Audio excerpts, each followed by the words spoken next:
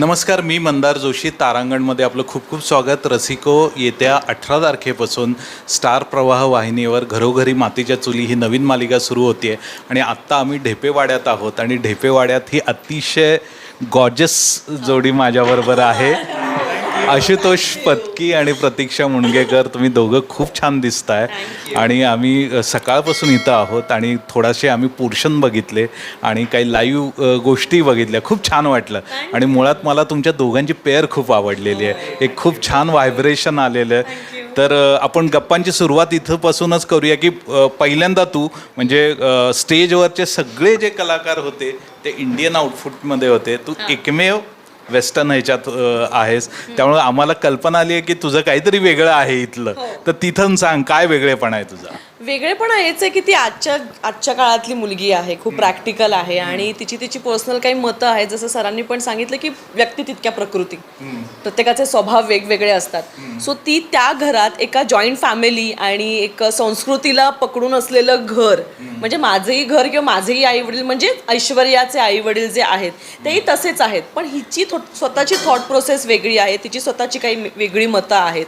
So ती तिकडे काय घेऊन येणार आहे, तिचं वेगळं पण, आणि ती तिथे काय शिकणार आहे, काय घडणार आहेत गोष्टी, हे सगळं तुम्हाला बघायला मिळणार आहे. आणि आशुतोष, मी तुला विचारीन असं की 2-3 वर्षापूर्वी तू कहर केला होतास. म्हणजे खरं तर त्या सिरियलमध्ये तुझा लीड रोल नव्हता, पण तुझ्या बबड्यानी सोहमने असा काही धुमाकूळ घातला की टेलिव्हिजनवर रिॲक्शनचा पूर आला.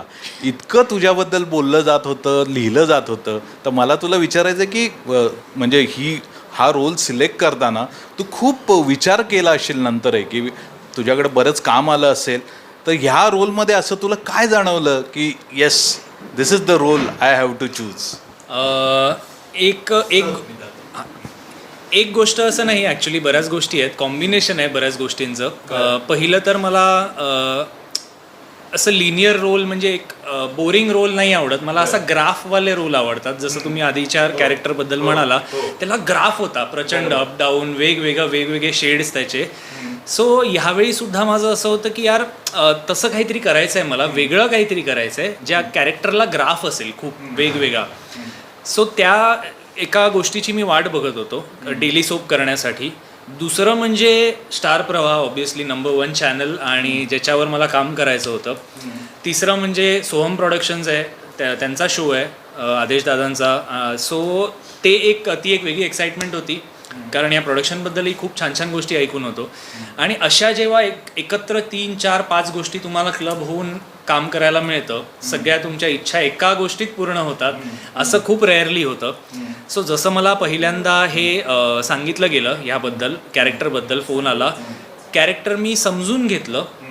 विदिन 2 मिनिटात माझा होकार होता. माझं असं होतं हे कॅरेक्टर मला करायचं आहे आणि मी इन आहे या प्रोजेक्टसाठी.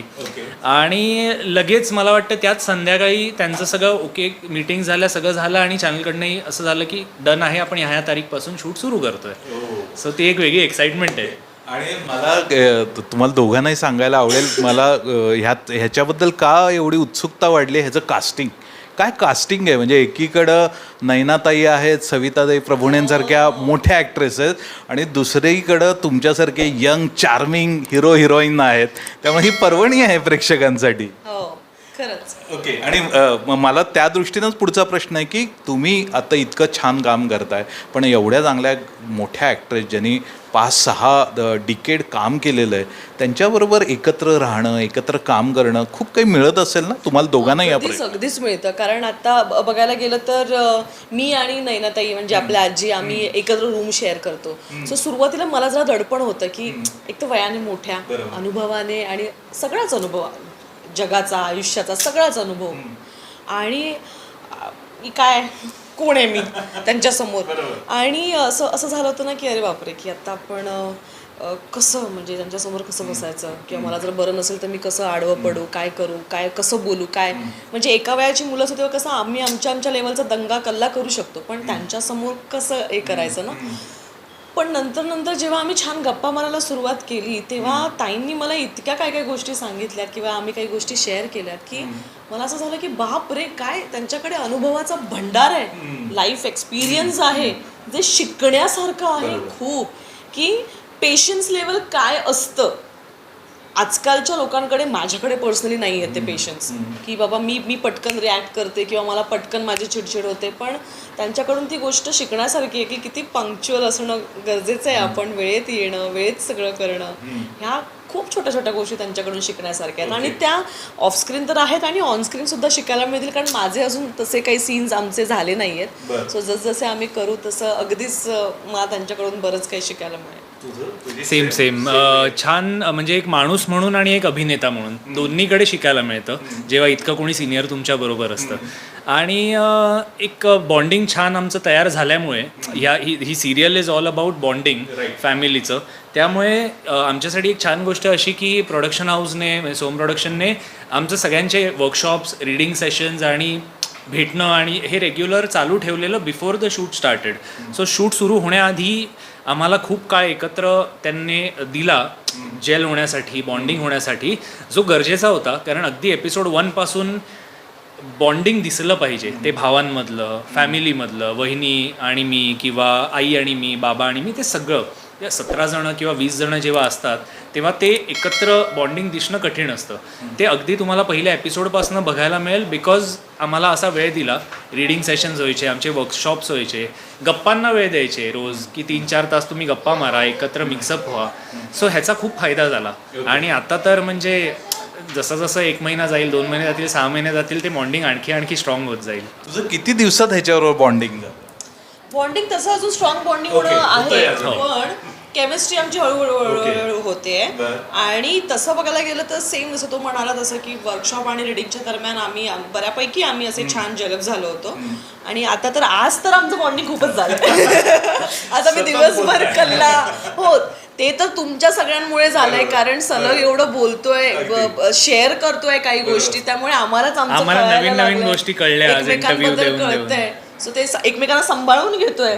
सो असंच हळूहळू कळत जाते आम्हाला की येस छान आहे. मला आणखीन एक वेगळी गोष्ट तुमच्याकडून जाणून घ्यायची आहे. आज इथं 10व्या वेडिंग ॲनिव्हर्सरीचं आम्हाला दाखवला काही थोडासा पोर्शन तो इनॅक्ट केलेला.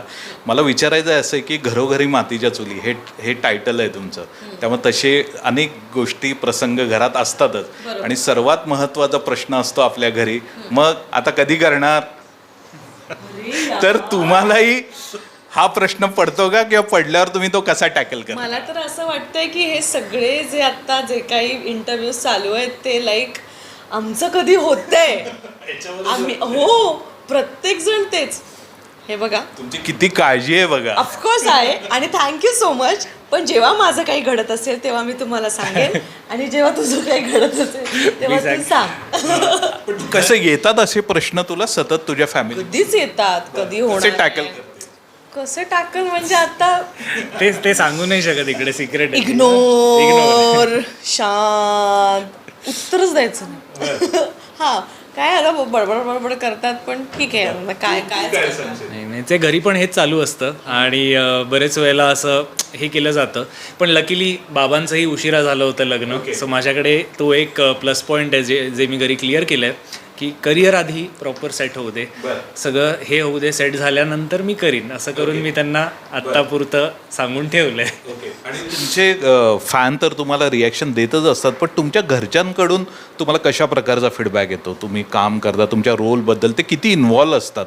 अगदीच माझी मॉम खूप इन्व्हॉल्व असते, खूपच. म्हणजे मी जर काही तिच्या लाडक्या पात्राला त्रास दिला किंवा जर काही घडलं तर ती मला बोलते की तू का अशी वागलीस किंवा का असं करते. पण पप्पांचं कसं, पप्पाला माहिती की ते शूट आहे, ते मला सांगतात की तुझा हा सीन खूप छान झाला किंवा तू हे खूप छान केलंस, आज तू दिसत खूप छान होतीस. पण मम्मीचं असं असतं की ती खूप रिलेट करते, असं ती असं खूप घुसते आणि गाईड करते किंवा सूचना करते. हो, की तू नको करूस असं, किंवा तू असं का केलंस, हे का वागतेस तू असं, तुला शोभतं का हे सगळं. म्हटलं अरे मम्मा ते खरं नाहीये, फिर भी क्यों किया असं.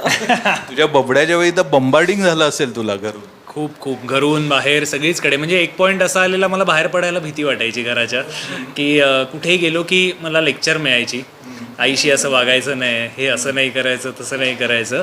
सो डेफिनेटली मी पॉझिटिव्हलीच घ्यायचं ते छान, की काम लोकांना पोचतं आहे, मला जे पोचवायचं आहे ते, आणि त्यामुळे मला ते रिॲक्शन्स येत आहेत, हे एक आनंद असायचा. पण भीती पण वाटायची नंतर नंतर की अरे यार मला आज कोणतरी पकडेल, मला परत लेक्चर पडेल असं करून ना टेन्शन यायचं. आणि मग खूप वेळ असं व्हायचं की सुट्टीच्या वेळी वगैरे नको नको घरीच बसतो मी, असं करून मी घरी बसलोय. आणि हे बाहेरचं झालं आणि घरी पण हेच रिॲक्शन्स असायचे.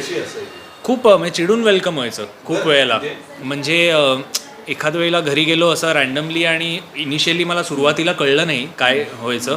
दरवाजा उघडला जायचा, बेल वाजवल्यावर आई वगैरे असायची किंवा बाबा, आणि चिडून रागाने असं आपला माणूस कळतो ना आपल्याला थोडं जरी बिनसलं असेल, सो थोडंसं रागाने किंवा असं ना मूड ऑफ असायचा आणि असं एकदम असं रागात वेलकम व्हायचं. तर माझं असं व्हायचं काय झालं हिला, मग काहीतरी झालं असेल घरी असं इनिशियली वाटलं.